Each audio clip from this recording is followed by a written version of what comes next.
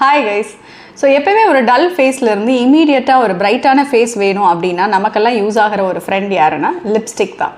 So இந்த lipstick use பண்ணுறதுனால லிப்ஸில் நிறைய ப்ராப்ளம்ஸ் வரும், அது ஈவன் கேன்சரில் கூட கொண்டு போய் விடும் அப்படின்னு சொன்னால் உங்களுக்கு ஷாக்கிங்காக இருக்குல்ல?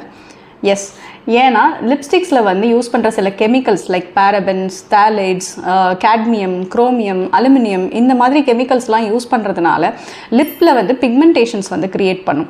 செகண்ட் வந்து லிப்பில் இன்ஃபெக்ஷன்ஸ் க்ரியேட் ஆகலாம் அண்ட் லிப்பில் இன்ஃப்ளமேஷன் கூட வரலாம், அதாவது லிப் வந்து ஸ்வெல் ஆகலாம் ஒரு சிலருக்கு. பட் ஆனால் என்ன டாக்டர், நம்ம வந்து லிப்ஸ்டிக்கே இனிமேல் யூஸ் பண்ண முடியாதா, நீங்கள் கூட லிப்ஸ்டிக் போட்டிருக்கீங்களே அப்படின்லாம் நிறைய பேர் கேட்பீங்க.